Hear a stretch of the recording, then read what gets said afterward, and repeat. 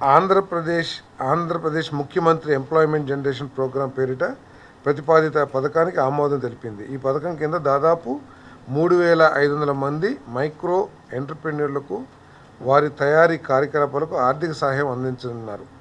దీనికి 300 కోట్ల నిధులు కేటాయించారు. ఈ పథకం దాదాపు 17,000 మందికి ఉద్యోగాల కల్పన జరుగుతుందని అంచనా. ఈ ప్రతిపాదనకి ఆమోదం తెలపడం జరిగింది. ఇదేంటంటే పిఎంఈజీపీ అని ఉంది. పిఎంఈజీపీలో మన రాష్ట్రంలో అయితే 170% సక్సెస్ రేట్. టార్గెట్ 3,500 పెట్టుకుంటే దాదాపు 6,000 యూనిట్లు వచ్చినాయి పిఎంఈజీపీ కింద.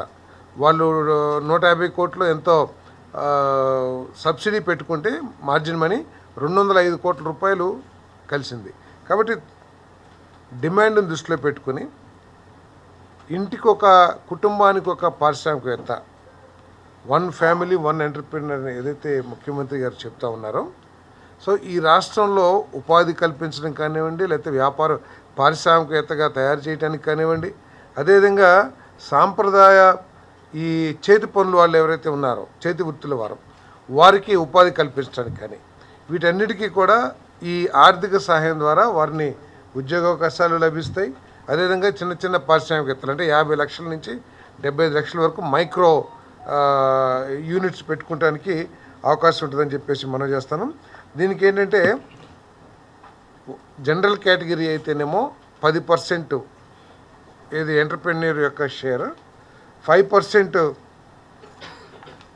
10% జనరల్ కేటగిరీ ప్రాజెక్ట్ కాస్ట్లో 10% బెనిఫిషరీ కాంట్రిబ్యూషను.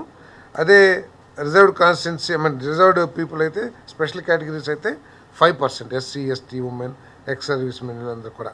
దీంట్లో గవర్నమెంట్ మార్జిన్ మనీ 25%, 35% స్లాబ్ 1 అంటే 50 lakh యూనిట్ ఏదైతే ఉంటుందో 25%, 35% ఇస్తారు. సారీ, రూరల్ ఏరియాస్లో 50 lakhs పెట్టుబడి పెట్టే యూనిట్లు ఏదైతే ఉంటాయో దానికి 25% జనరల్ కేటగిరీ వారికి, 35% స్పెషల్ కేటగిరీ వారికి. అదేవిధంగా అర్బన్ ఏరియాస్లో అయితే 15% జనరల్ కేటగిరీ వారికి, స్పెషల్ కేటగిరీ వారికి 25% మార్జిన్ మనీ సబ్సిడీ రాష్ట్ర ప్రభుత్వం చెల్లిస్తుందని చెప్పేసి మనం చేస్తాను.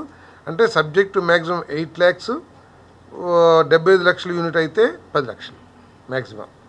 సో ఇదంతా ఏంటంటే మళ్ళీ దీనికి ఇది బ్యాక్ ఎండ్ సబ్సిడీగా ఈ అమౌంట్ని ఎప్పుడైతే యూనిట్ పెడతారో అప్పుడే శాంక్షన్ చేసేసి బ్యాంకులో డిపాజిట్ చేస్తారు. ఈ అమౌంట్కి బ్యాంకులు ఇంట్రెస్ట్ లోన్ ఇచ్చినా కూడా దీనికి ఆ ఈక్వల్ అమౌంట్కి 8 లక్షలు ఏదైతే ఉందో దానికి ఇంట్రెస్ట్ తీసుకోరు. లోన్ అంతా తీరిపోయిన తర్వాత ఈ అమౌంట్ని ఎంటర్‌ప్రెన్యూర్స్కి చెల్లిస్తారు బ్యాంకులు. సో దీనివల్ల ఏంటంటే కొంత ఆర్థిక భారం తగ్గిద్ది. కొత్తగా ఎంటర్‌ప్రెన్యూర్స్ ఎవరైతే ముందుకు వస్తున్నారో కొత్త వాళ్ళందరికీ కూడా ఉపయోగం ఉంటుంది. సర్వీస్ సెక్టర్ కూడా ఇవ్వాలని చెప్పేసి మనం చేశారు.